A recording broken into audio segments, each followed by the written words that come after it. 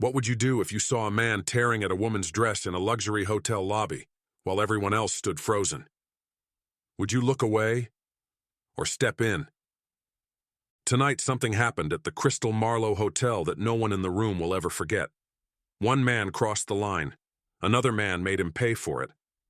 And that second man was Jason Statham. But what really happened before fists flew? And why did the woman keep glancing over her shoulder even after the violence stopped? Before we dive into this intense and jaw-dropping story, let us know where you're watching from today. And if you love stories where justice takes center stage, make sure to subscribe and ring that bell so you never miss the next wild turn of events on Story Dash. The Crystal Marlowe Hotel in central London wasn't just a place for celebrities and CEOs. It was the kind of hotel where every marble tile, every crystal chandelier, every breath of the air reeked of old money and polished image. On this particular Friday evening, the lobby was a blend of elegance and murmurs. Soft jazz played from the corner, champagne sparkled in tall flutes, and staff floated silently in black uniforms. The room buzzed with quiet sophistication. Standing near the velvet host stand, Samantha Hale, 28, looked like she belonged there, at least at first glance. Her ivory satin dress hugged her silhouette like it had been tailored just for her. A fur-trimmed shawl hung from her shoulders. Her heels clicked with grace. But the tension in her eyes betrayed the picture of perfection. Across from her stood Ethan Grant, her boyfriend. Disheveled shirt, loosened tie, drink-stained cuff. His voice was low, but intense. "You embarrassed me at the table," he hissed, "in front of everyone." "I just wanted to leave," Samantha said, keeping her voice calm, composed. "I didn't want to cause a scene." Ethan stepped closer. "Then why do you always make me the villain?" She stepped back, her heel wobbling on the polished floor. "Please, Ethan, you've had too much to drink." He grabbed her arm, not tightly at first, but enough to make her flinch. Jason Statham had been sitting on the far side of the lobby, waiting for a car to take him to a quiet dinner. Dressed in a dark navy suit, he blended in well enough until his eyes locked onto Ethan's grip. Jason didn't move right away. He watched, waited.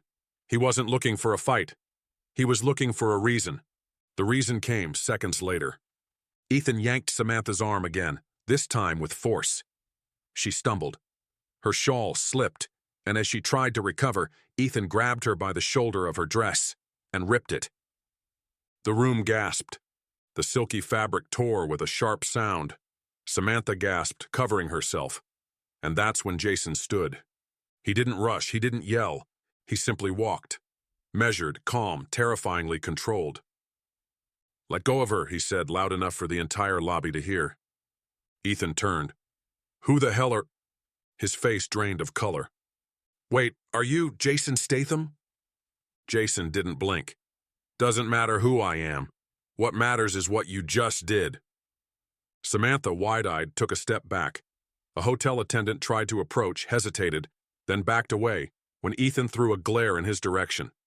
Ethan squared up. "You think you're going to teach me a lesson? This isn't a movie, mate." Jason tilted his head slightly. "That's the thing. In movies, the bad guys talk too much. In real life, they get dropped before they finish their sentence." Ethan scoffed and made the biggest mistake of his life.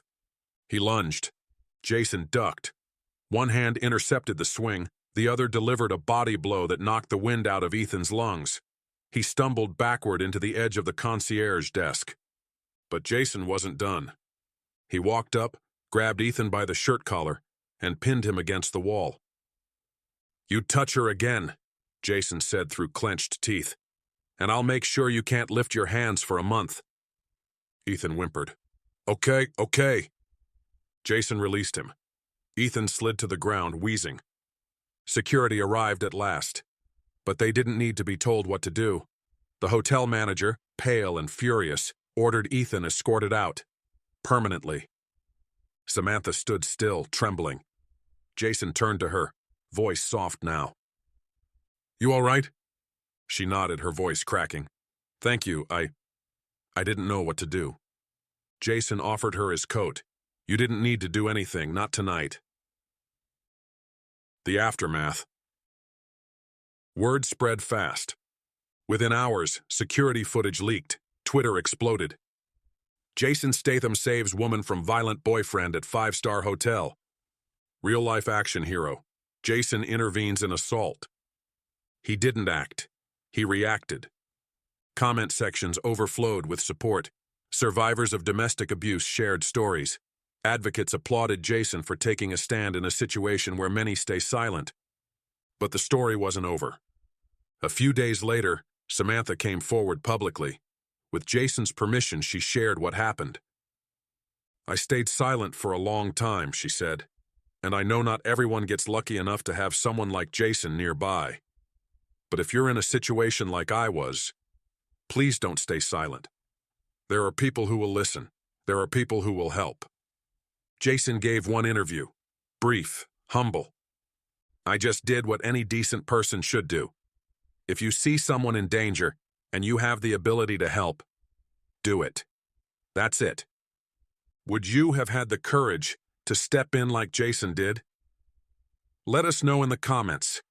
Don't forget to like, subscribe, and turn on notifications for more real-life stories of courage and justice, only on Story Dash.